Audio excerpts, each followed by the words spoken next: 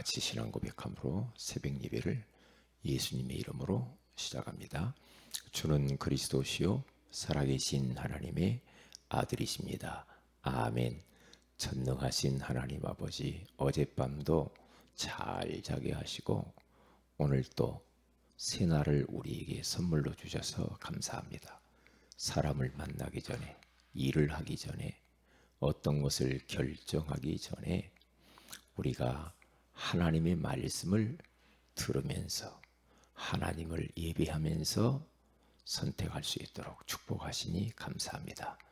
말씀을 들리는 사람으로 저희들을 부르신 것을 감사합니다. 오늘 이 새벽에도 말씀이 깨달아지게 하시고 말씀이 믿어지게 하시고 말씀 가운데 확신을 갖는 시간이 되게 하옵소서. 주 예수님의 이름으로 기도합니다. 아멘. 찬송가 487장입니다.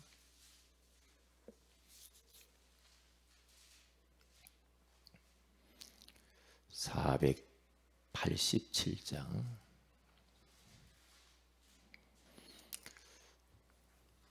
어두운 후에 빛이 오며 바람 분 후에 잔잔하고 소나기 후에 햇빛 나며 수고한 후에 쉼이 있네. 찬양 가사를 생각하시면서 하나님이 나에게 이렇게 축복하시는구나 라는 생각을 하면서 찬양을 하시고 그리고 소리를 내서 찬양을 이렇게 하면은 더 하나님이 기뻐하시고 우리가 힘이 날 줄로 믿습니다. 어두움 후에 빛이 나며 바람 분 후에 잔잔하고 소나기 후에 햇빛 나며 수고한 후에 쉼이 있네. 연약함 후에 강건하며 애통한 후에 위로받고 눈물 난 후에 웃음 있고 씨 뿌린 후에 주수하네. 괴로움 후에 평안 있고 슬퍼한 후에 기쁨 있고 멀어진 후에 가까우며 고독함 후에 친구 있네. 고생한 후에 기쁨 있고 십자가 후에 영광 있고 죽음 온 후에 영생하니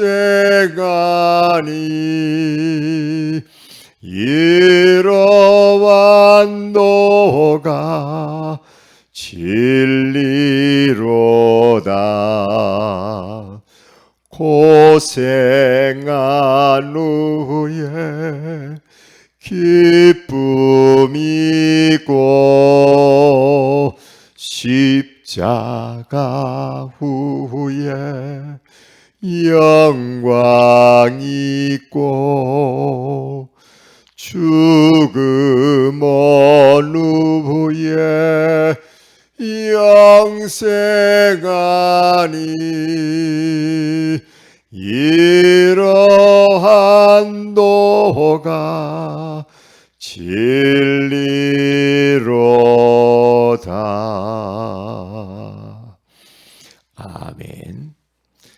잠언서 3장입니다.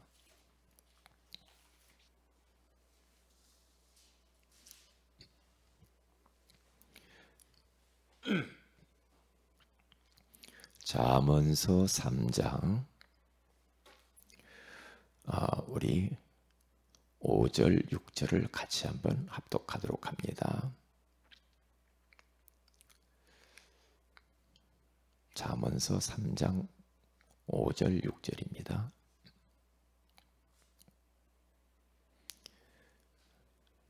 제 성경에는 912페이지 있습니다. 구약 성경 잠언서 3장 5절 6절 다 같이 읽습니다. 너는 마음을 다하여 여호와를 신뢰하고 네 명철을 의지하지 말라. 너는 범사의 그를 인정하라. 그리하면 내 길을 지도하시리라. 아멘. 좋은 아침입니다. 오늘 이 새벽에는 인도의 확신을 가지세요 라는 제목으로 우리가 하나님의 음성을 들어야 되겠습니다. 인도, 하나님의 인도를 말하는 거거든요. 하나님이 우리 인생을 인도하게 되어지면은 아무런 문제가 없죠. 어린아이가 부모님이 함께 하면서 그를 손을 잡고 인도해 가면 어린아이는 어디든지 가죠. 두려워할 곳이 없잖아요. 하나님께서 우리를 인도하시겠대요. 다시 말하면 책임지겠다는 거죠. 우리 인생의 모든 미래를 주님이 인도하고 책임지고 친히 필요를 채우시고 지켜주시고 보호하시고 이끌어 주시겠다는 거거든요. 심지어는 우리 주님께서는 부모가 너를 잊을지라도 하나님은 너를 잊지 아니하리라. 내가 너를 고아처럼 버려두지 아니하겠다. 그러면서 우리 주님께서 인도하심을 약속을 했단 말이죠. 그렇기 때문에 혹이라도 우리 사랑하는 성도 여러분들이 눈꽃만큼도 두려워하거나 불안해하거나 놀라거나 염려하거나 고민하거나 걱정하지 마라 이 말이거든요. 왜냐? 오늘 하나님께서 우리를 여기 성경 본문에 가서 보면은 마지막에 지도하시리라 그러잖아요. 이 말은 무슨 말입니까? 인도하겠다는 거거든요. 뭘? 네 길을. 앞으로 살아가야 될 네 길을 친히 지도하면서 완벽하게 인도하겠대요.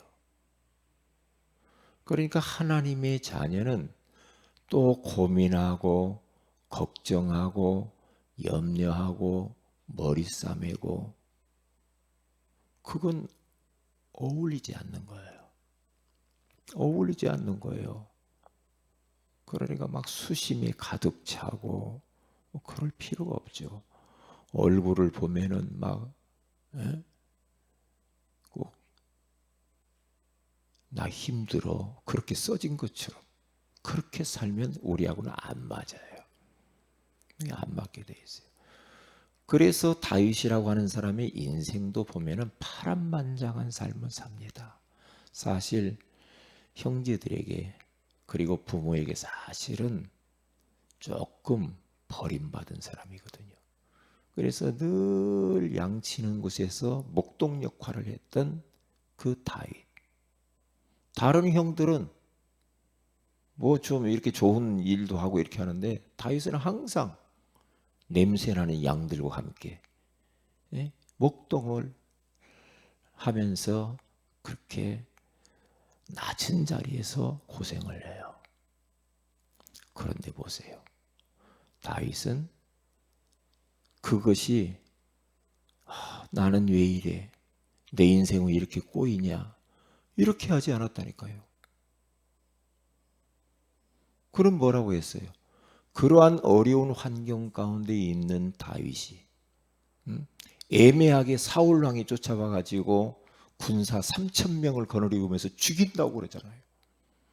그러니까 막 도망 다녀요. 이 산천 저 산천 굴 속에 숨어들고 수년 동안을 그러고 돌아다닙니다. 노숙자처럼. 그런데 그 다윗의 마음은요, 눈꼽만큼도 걱정하지 않아요. 막 괴롭다, 막 내가 왜 이 땅에 태어나가지고 이렇게 고생하네, 그렇게 해본 적이 없다니까. 그래서 시편 23편 1절에서 6절에 가서 보면은 그런 어려운 환경 가운데서 그런 하나님 앞에 고백하고 선포합니다. 여호와는 나의 목자시니 내가 부족함이 없으리로다. 그렇게 고백을 해요. 부족함이 얼마나 많아요. 그런데 부족하지 않대요. 왜냐? 여호와께서 나의 목자가 되셔서 나를 인도하니까. 내가 사망의 음침한 골짜기로 다닐지라도 해 받음을 두려워하지 않는 것은 주께서 나와 함께 하십니라. 그렇게 말을 해요. 주의 지팡이와 막대기가 나를 안위하시나이다. 원수의 목전에서 주님이 내게 상을 베푸실 것이요 내 잔이 넘치나이다. 그렇게 고백을 해요. 이 말은 뭡니까? 하나님을 범사에 100% 인정해서 그래요. 완전 믿음. 그럼 끝난 거죠. 그러니까 다윗의 인생은 그때부터 승승장구해요. 요셉이라고 하는 이 사람의 인생도 보세요.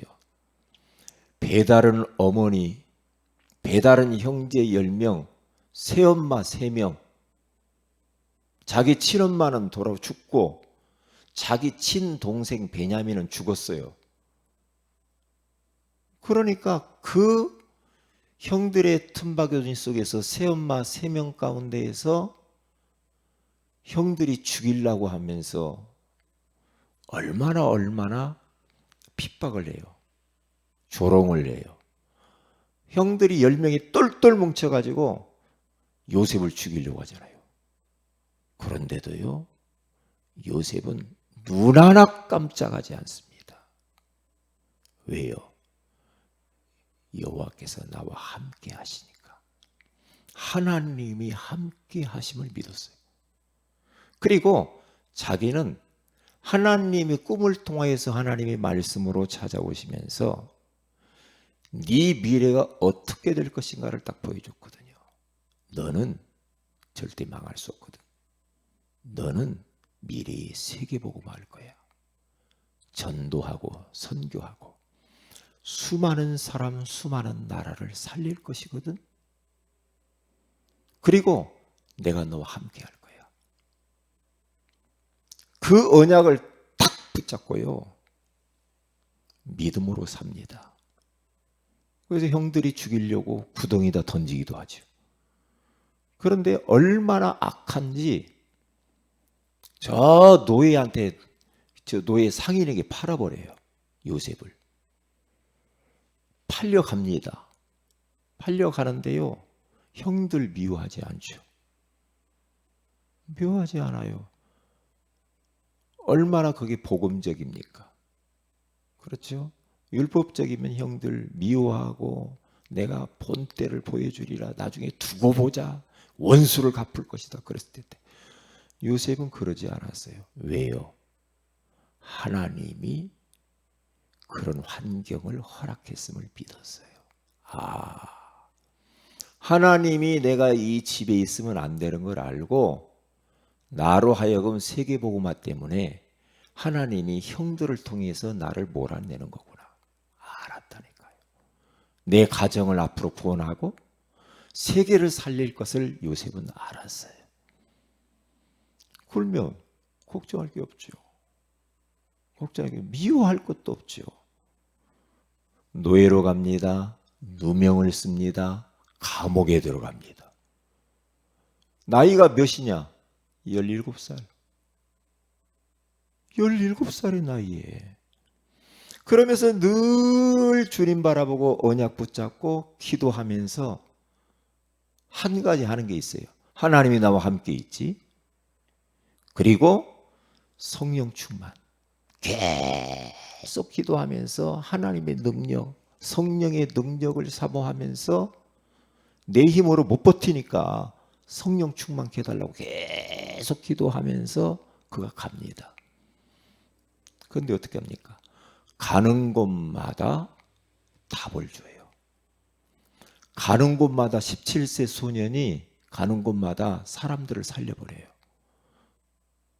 저 보디발 장군의 집에 노예 생활하는데 이 요셉 때문에 그 가정과 그 보디발 장군의 소유와 밭에 하나님이 복을 줘요. 그 보세요. 우리 같으면 잘못하면 이럴 수 있죠. 내가 내 인생이 왜 이러냐 말이에요. 그러면서 막 미워했겠죠. 막 한탄하고 낙심하고 막 그랬을 거예요.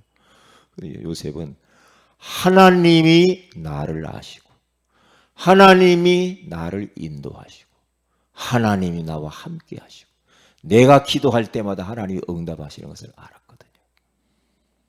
걱정하지 않았어요. 누명 썼다. 보디발 장군의 아내를 겁탈하려고 했다. 누명을 써요. 그렇게 하지도 않았는데. 근데 누명 쓴 이 아내를 얼마나 미워할 수 있겠습니까? 그런데 내가 그러지 않았다라고 변명도 했을 겁니다. 변명하지 않아요. 그냥 잡힙니다. 잡혀가지고 감옥에 가요. 왜요? 그게 하나님의 인도라. 감옥 가는 게 하나님 뜻이요. 노예로 가는 게 하나님 뜻이라니까요.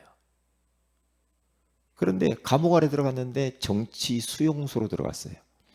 거기에 술 맡은 관원장, 떡 맡은 관원장, 왕궁에서 왕에게 술을 맡아서 봉사하고 떡을 떼면서 시중들은 정치범 수용소에 들어갔는데요. 이 요셉은요, 그 감옥 안에서도요, 그 사람들에게 정치인들, 장관들, 어른들, 어린 소년이 어른들에게 탁탁 답을 줍니다. 미래가 어떻게 될 것이다. 탁탁. 멋지잖아요. 멋있잖아요. 왜냐? 요셉은 하나님이 자기와 함께 하심을 알았다니까. 하나님이 지금 나를 인도하고 계심을 완전히 믿어버렸어요. 그러니까 늘 주님 바라보고 기도하면서 성령 충만, 여호와의 신으로 감동됐다고 하잖아요. 그러니까 그렇게 감동되면은요, 지혜가 생겨요. 우리가 성령 충만을 오늘 새벽에도 기도해야 될 것은 성령으로 충만하게 되면 지혜가 생겨요. 지혜라는 말은 지식과 달라요. 지혜라고 하는 말은 미래를 보는 눈이거든요.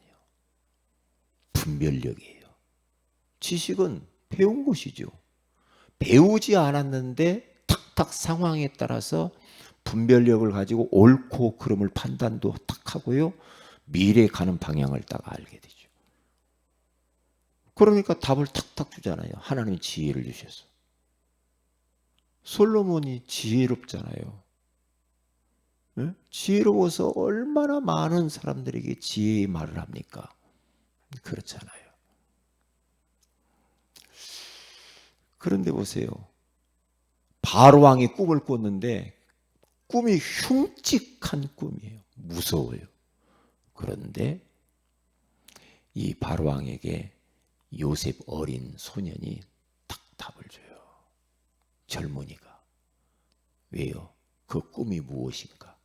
미래가 어떻게 될 것인가? 거기에 답 주고 나서 나중에는 총리로 발탁이 됩니다. 그거 보세요. 막 총리 되려고 애쓸 것도 없어. 그냥 하나님 그렇게 인도하는 거예요. 총리 돼가지고 끝난 게 아니죠. 그때부터 총리로서 이제 나라를 다스리는데요. 하나님이 주신 지혜를 가지고 다 다스리잖아요. 그리고 막 쌀 팔면서 전 세계가 다 흉년 들어가지고 먹을 것이 없으니까 모든 사람들이 요셉 앞에 무릎을 꿇어요. 왜? 쌀 사러 왔으니까. 그때에 쌀 팔면서 여호와 하나님이 참 하나님임을 나타내요. 그 소문이 전 세계에 퍼졌다니까요. 요셉 앞에 벌벌 떠는 거예요, 사람들이. 나중에 아버지와 형들이 거지가 돼가지고 와요. 거지 돼가지고 쌀 사러 왔다니까요. 요셉 앞에. 그렇게 되잖아요. 그때에 막 형들이 저게 요셉임을 알고 막 부들부들 떨고 막 괴로워하죠. 요셉이 형들의 모습을 보면서 그들에게 이야기합니다. 형들이여, 나를 과거에 노예로 팔고 나를 괴롭힌 것 때문에 한탄하지 마세요. 걱정하지 마세요. 형들이 나를 판 것이 아니요, 하나님께서 우리 가정 구원하시려고, 생명을 보존하려고, 예? 모든 민족 살리려고 나를 하나님이 앞서 보냈을 뿐이지 형들이 나를 보낸 게 아닙니다. 그러면서 그 형들을 안심시켜요. 그 보세요. 벌써 보는 눈이 달라요. 분별력이 있잖아요. 미래 보는 눈이 있잖아요. 지금 요셉이라는 사람은 자기 인생에 일어나는 모든 드라마틱한 그런 모습이 누가 만든 것이 아니고 하나님이 그렇게 하셨다는 거예요. 혹시 우리 사랑하는 성도 여러분들, 지금 인터넷으로 생방송을 보시는 분들 힘든 분이 있습니까?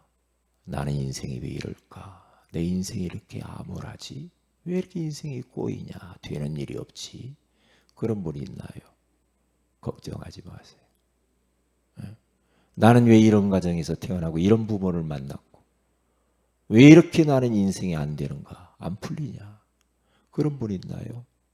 걱정하지 마세요. 하나님이 그렇게 한 겁니다. 왜요? 하나님이 미래에 복 주시려고. 하나님이 겉으로 원하시는 세계복음 하려고. 하나님의 소원 이루어내려고. 사람 살리게 하려고. 하나님이 그렇게 우리를 인도하고 계시는 줄로 믿습니다. 그러니까 절대로 걱정하지 말아요. 예수 그리스도를 마음의 구주로 딱 영접한 사람은 성령 하나님이 그 사람과 함께 하시죠. 그 성령께서 그를 완벽하게 딱 붙잡고 인도해 가는데, 강단을 통해서 말씀으로 인도해 갑니다. 그러니까 말씀 못 듣고 막 인도받는다, 안 되죠. 하나님은 주일날 강단을 통해서 말씀을 주죠. 그러면 그 말씀을 통해서 말씀이 우리를 붙잡고 가는 거예요. 그게 인도받는 거예요.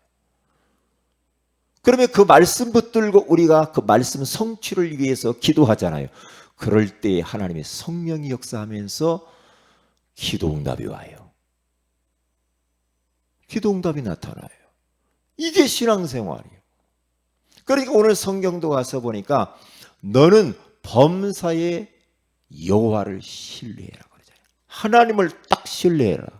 그리고 네 명철을 의지하지 마. 너 머리 쓰는 거 내려놔. 네 지식, 경험, 네 배경 그거 하지 마. 네 명철을 의지하지 마라 이 말이에요. 머리 굴리지 마. 네 생각 내려놔.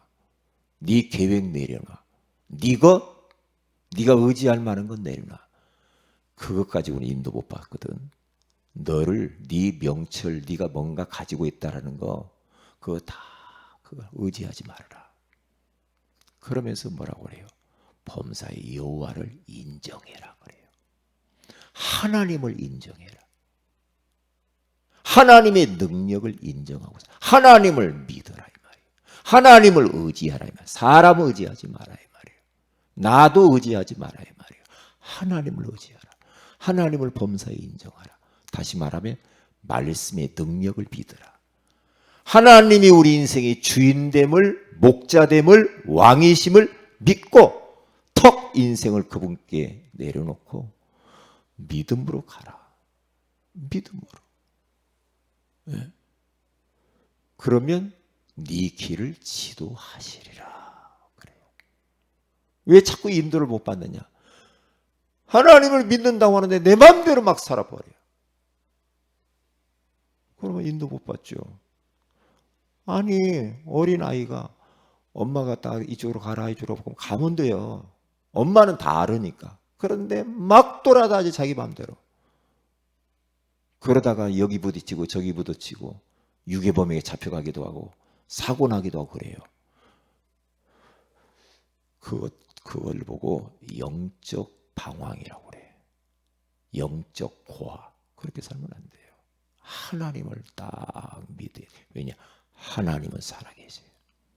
어디에? 지금 여기 계세요. 어디에? 내 안에 계세요. 그 하나님. 생각해 보세요. 우리 인생 우리 마음대로 될 것 같아요? 안 돼요. 하나님의 손 안에 있는 겁니다. 그래서 오늘 또 우리는 이 성경 말씀 그대로입니다. 한번 읽어보겠습니다. 5절, 6절을 한번 읽어보십시다. 시작. 크게 읽읍시다. 시작. 너는 마음을 다하여 여호와를 신뢰하고 네 명철을 의지하지 말라. 너는 범사의 그를 인정하라. 그리하면 내 길을 지도하시리라. 아멘. 기도합니다. 하나님, 새벽에도 말씀으로 찾아와 주신 주님을 찬양합니다. 이 말씀이 들려지게 하시고 믿어지게 하시고 깨달아지게 하시고 주님이 나를 인도하고 계심에 확신을 갖는 새벽이 되게 하옵소서. 마음을 다하여 여호와를 신뢰하게 하시고 우리 명철을 의지하지 말게 하시며 모든 범사 일어나는 것들을 그를 인정하게 하셔서 주님이 우리를 지도하시는 것들을 경험하게 하옵소서. 오늘 심야 기도회가 있는 날입니다. 기도회 사람들을 보내주셔서 정말 우리가 언약의 말씀 붙들고 간절하게 절박한 마음으로 기도하는 마음이 되게 하옵소서. 이번 추수감사절에 한 해 동안 인도하신 하나님께 마음을 다하여 감사하게 하시고 또한 귀한 새 생명들이 하나님께 돌아오는 역사가 있게 하옵소서. 주 예수님의 이름으로 기도합니다. 아멘. 하늘에 계신 우리 아버지 이름이 거룩히 여김을 받으시오며 나라의 임하오심 뜻이 하늘에서 이룬 같이 땅에서 이루어지이다. 오늘날 우리에게 일용할 양식을 주옵시고 우리가 우리에게 진 자를 사해 준 같이 우리 죄를 사하여 주옵시고 우리를 시험에 들게 하지 마옵시며 다만 악에서 구하시옵소서.